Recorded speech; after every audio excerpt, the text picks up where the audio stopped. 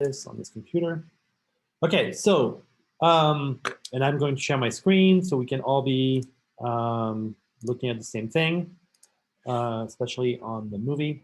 So, who has some ideas? Like, what did you notice? If you could have your camera on, please, that would be really excellent. Unless you've talked to me specifically about having it off. Yeah, Kim, and then Tate after that. I noticed most people thought the forces were balanced, and a couple people didn't. Okay, so some people, right, like in slide 3, right, people said that the forces were balanced. Slides 4, 5, 6, 7, 8, but not 4. Interesting, right? Anything else you noticed? Take it. I think the next person. What's that? I also think the next person didn't. Oh, and the next person also? You're right. And the next person also did not. Although that's confusing because you have 2 arrows like exactly the same size, a lot of congruency marks. So like now I'm like, should they be the same size? Anyway, Tate, what did you have to say? Yeah, most of the schema as well are pretty similar. Mm-hmm.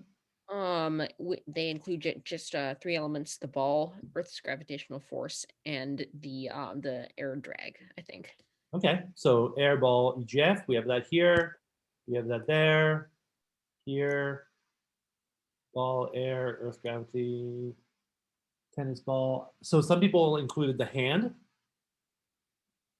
right? Earth field, air ball, Earth field, air ball, Earth field, air ball. But one group included the hand. Other things that you noticed, maybe about the what did you see, what changed? How did people answer those questions?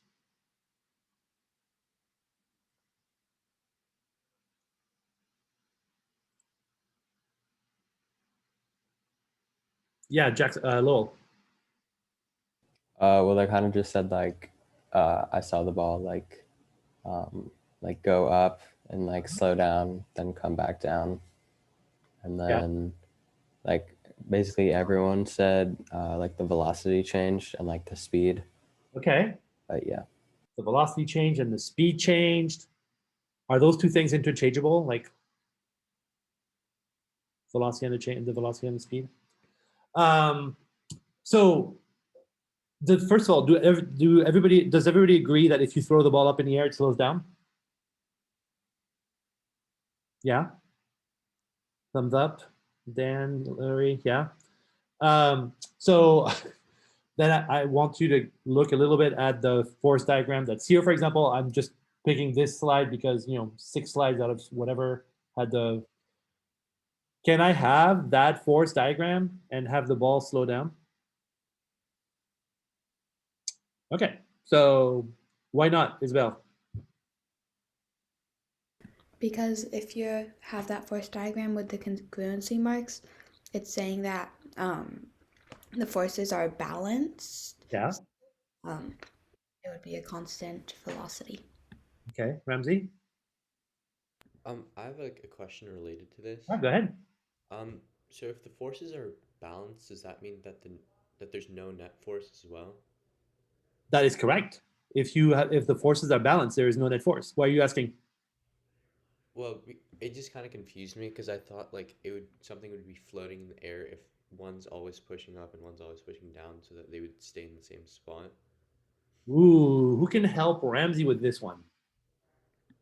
So Ramsey's saying, if I understand correctly, I'm going to paraphrase to see if I understand what he said. Said, I'm confused because if the forces are balanced, there's no net force. And if there's no net force, then the ball should be hanging in the air because there's as much stuff pushing up than there is stuff pushing down. Lowell, I see you. I'm trying to see if I can. So who has somebody whose goal maybe is to speak up more in class, but hasn't actually spoken up today? What do we think about that? Well, isn't it not that the forces are equal? It's that the normal and the gravity are congruent.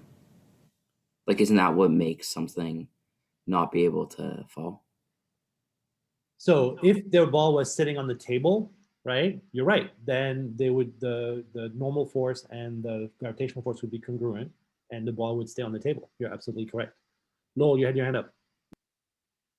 Yeah, it would make sense if it would like float, but since it's already like going down, like it's already in a downward motion, then then the forces become balanced.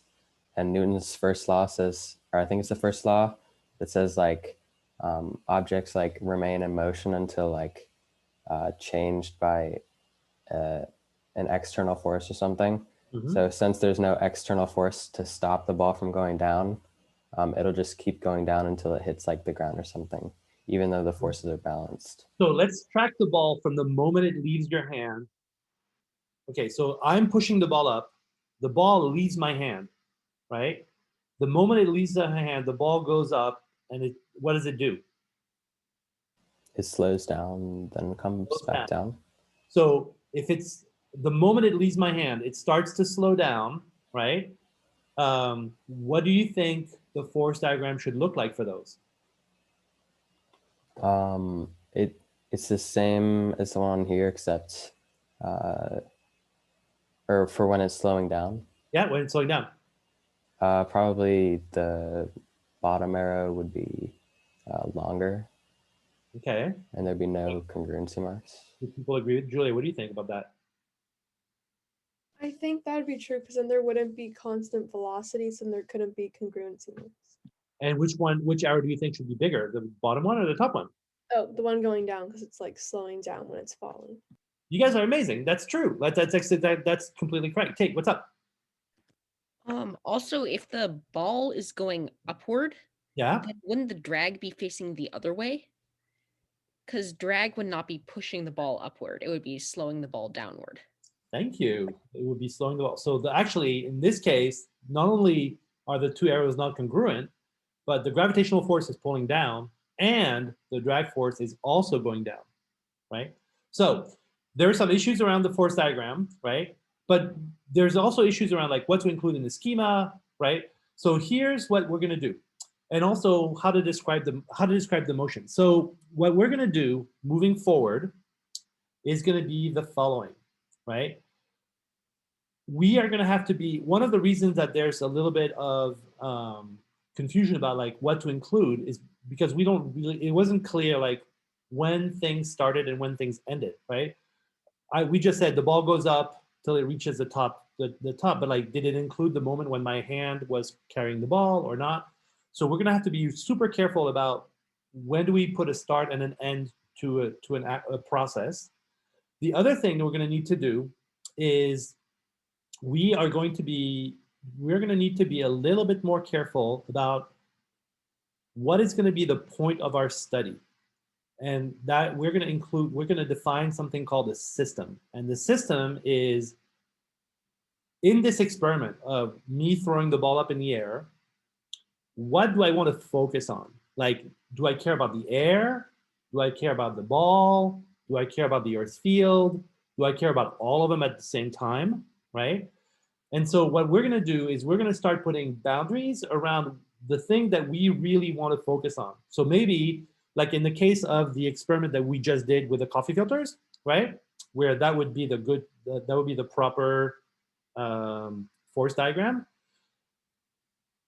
The schema would have the filters, the air, and the gravitational field, and I would put a boundary around the filters because I was just studying the filters. I was not studying the Earth. I was not studying the air. I was literally just looking at the filters.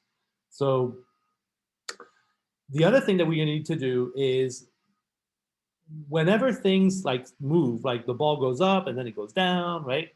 There are many things to track. Like there are many, when I said what changed, like tons of stuff changed, right? The air started to move, the ball went up, went down, my hand was going up and down, right? So we're gonna have to decide and simplify a little bit what we decide is gonna be important. And we are gonna decide on three things we're gonna follow. One is we're gonna follow the velocity of the system, how fast it's moving. And we're actually not even gonna do the velocity, we're just gonna do the speed. So we're going to follow the speed of the system. We're going to follow its temperature. How hot is it? And we're going to follow the shape of the system. So I'm going to stop sharing. I'm going to stop recording.